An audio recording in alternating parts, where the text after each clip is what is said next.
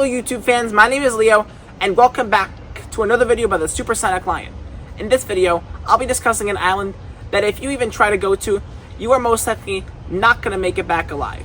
But before we continue, I really want to encourage you guys to both hit that subscribe button and leave a like and a comment on this video. Currently, our channel has 258 subscribers, and that's great, especially considering how much we've grown recently in this channel. But I'm hungry for more subs, and while I'm at it, hungry for more people to see that my channel has some very cool information like this. So, the best possible way to solve this issue is to, you guessed it, hit that subscribe button, and while you're at it, leave a like and a comment on this video. So, I'm sure many people in the world have a dream where they want to go to literally every place on planet Earth. And while that's a great dream, I unfortunately do see that it is not exactly possible because of one place, plus maybe others, that I consider it suicide for you to go to. And when I say suicide or other extreme language like that, I am not talking about an active war zone like Russia or Ukraine or Israel and Gaza, nor am I talking about a country that you've heard me talk about many times on this channel, which is a literal prison inside a country, North Korea. No, I'm talking about something you've never heard on this channel ever before. And it's located in the Bay of Bengal, 50 miles off the coast of the Indian city of Port Blair, in an archipelago known as the Andaman Islands. The island is called North Sentinel Island, and it is nothing big. It has a population of only 39 people, and an area of 23 square miles, the same size as Manhattan in New York City. So it is not big. But those 39 people who live on the island are called as the Sentinelese, and the Sentinelese are no ordinary group of people. And they're special for a few reasons. First of all, they're widely believed to be descendants of some of the first humans to have ever inhabited Africa 75,000 years ago. Back then, Africa, Asia, and many island chains, including the Andaman Islands, were connected all together through what is known as a land bridge.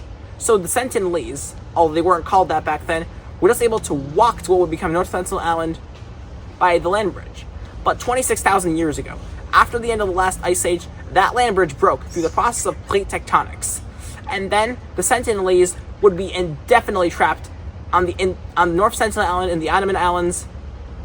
So now let's go to modern history and how this all started in modern times. In 1789, back then, Britain was occupying India, which they had been doing since the 1600s.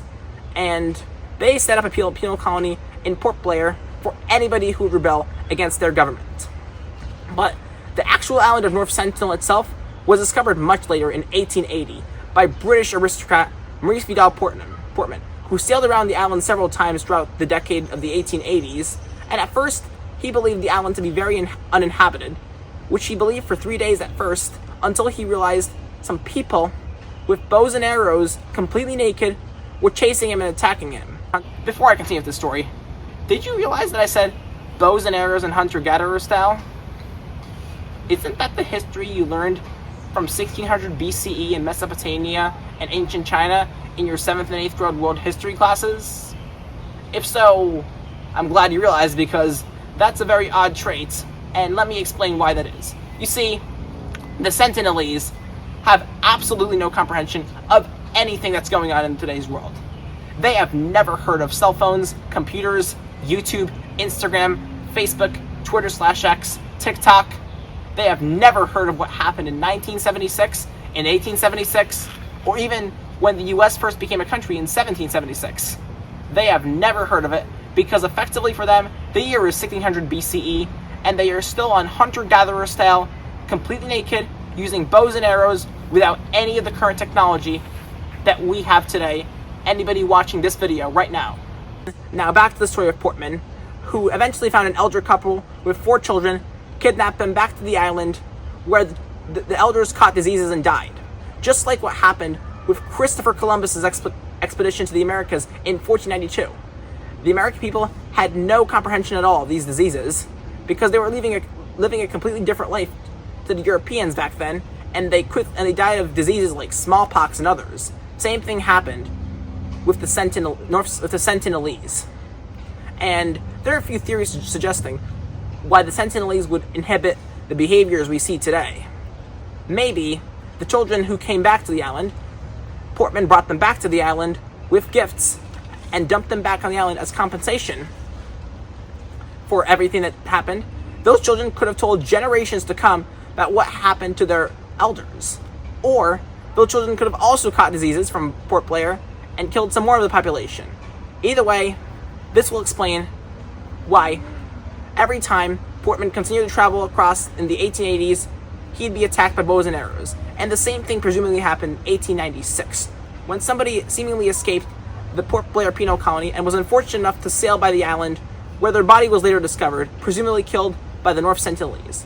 As you can see with these two stories, the North Sentinelese clearly wanted privacy and isolation from the rest of society, and that would be explained by the fact that over half a century would go by and no confirmed visits to the island would ever happen. And so, on to 1947, when India became independent as a nation, and their government wanted to change the status of North Sentinel Island from being an island of people from 1600 BCE to people of 1947.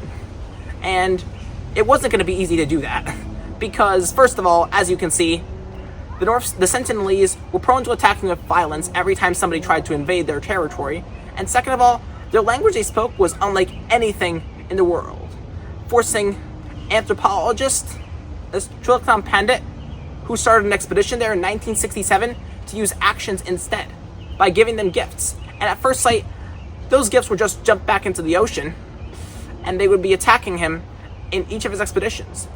In 1974, he came with armed police and a National Geographic film crew, filmed a documentary about the island, but that wouldn't be successful, because every beach they sailed, they were attacked.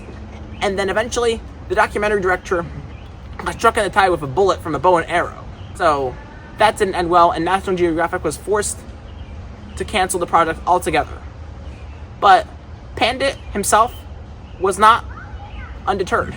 In 1975, he brought the King of Belgium to the island, and while he wasn't part of the next two cases, cargo ships also sailed by the island in 1977, the MV Rustley, and 1981, the MV Primrose, and in each case got shipwrecked by the island.